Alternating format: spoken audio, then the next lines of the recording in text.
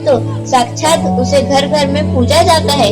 फिर क्या हो गया कि आज वह अपने अस्तित्व की लड़ाई लड़ रही है, वह अपने जीवन की भीख मांग रही है। अरे बेटी तो हर घर की शान है, उसी से घर में रोशनी है, बेटी तो घरों को जोड़ती है। तो आइए बेटियों के सम्मान में हम एक नाटक प्रस्तुत करने जा रहे हैं, जिसका शीर्षक है बेटी बचाओ बेटी पढ़ाओ। मीरा, ओ मीरा, तुमने मुन्ना को कहीं देखा क्या? पता नहीं सुबह सुबह कहाँ चला गया। अभी उसने कुछ खाया भी नहीं, दूध भी नहीं पिया और स्कूल जाने की तैयारी भी तो करनी है। नहीं माँ, मैंने तो मुन्ना को नहीं देखा। मैं तो सुबह से बर्तन ही धो रही हूँ। माँ, मुझे भी स्कूल जाना है। मुझे पढ़ना लिखना बहुत अच्छा लगता है। मेरा भी दाखिला स्कूल में करा दो ना माँ।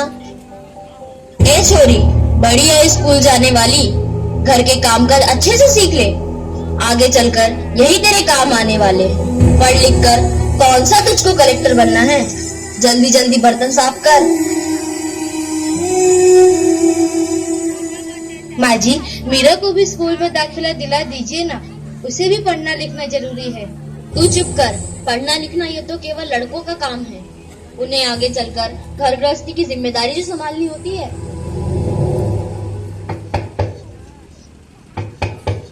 अरे क्या हो रहा है? कौन किसकी जवाबदारी संभाल रहा है? और हमारी मीरा बेटी क्यों रो रही है? देखिए ना डॉक्टर दीदी, दादी मुझे स्कूल ही जाने नहीं देती। कहती है तुझे पढ़ लिख कर क्या करना है, आगे चल के चूल्हा चौका ही तो संभालना है। अरे यह तो बहुत गलत बात है माँ जी। क्या आपको नहीं लगता कि हम बेटियां भी पढ़ लिख कर आगे बढ़े? आज समाज बहुत आगे बढ़ गया है माँ जी। आप किस दुनिया की बात कर रही हैं? हम 21वीं सदी में जी रहे हैं। मैं आज ही टीचर दीदी से बात कर मीरा का दाखिला स्कूल में कराती हूँ। और हाँ, मैं तो यहाँ इसीलिए आई थी कि मुन्ना को पोलियो ड्रॉप दिया कि नहीं। जगह जगह इसके कैंप लगे हैं। अच्छा हुआ बहन जी आप आ गए। अब मुन्ना को पोलियो ड्रॉप भी दे देंगे और मैं इसे स्कूल भी पहुंचा दूंगी। अच्छा मीरा, अब तुम रोना नहीं, तुम जरूर स्कूल जाओगी और एक दिन पढ़ लिख कर मेरी तरह बहुत अच्छी डॉक्टर बनोगी। ठीक है बेटा?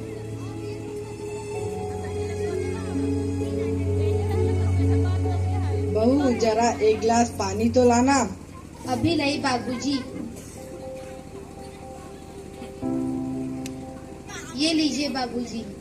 अरे ये देखो, अखबार में प्यारी बेटी के बारे में कितनी सुंदर कविता आई है।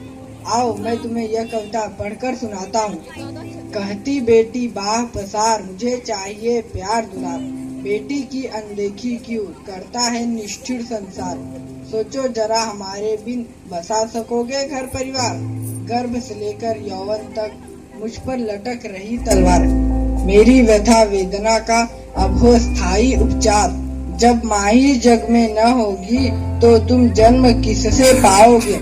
जब बहन होगी घर आंगन में तो किससे रूठोगे, किसे मनाओगे। जब दादी नानी न होगी तो तुम्हें कहानी कौन सुनाएगा। जब कोई स्वप्न सुंदरी ही न होगी तो तुम किससे ब्याह रचाओगे। जब घर में बेटी ही न होगी तो तुम किस पर लाड लुटाओगे। जिस दुनिया में स्त्री ही न होगी उस दुनिया में कैसे रह पाओगे। जब तेरे घर में बहू ही न होगी तो कैसे वंश आगे बढ़ाओगे। नारी के दिन जब सुना है तुम ये बात कब समझ पाओगे। हाँ तो भाग्यवान, कैसी लगी यह कविता, है ना मजेदार? काहे की मजेदार कविता, मुझे नहीं आई पसंद। अरे कोई घर में है क्या? आइए आइए टीचर दीदी, हम आप ही का इंतजार कर रहे थे।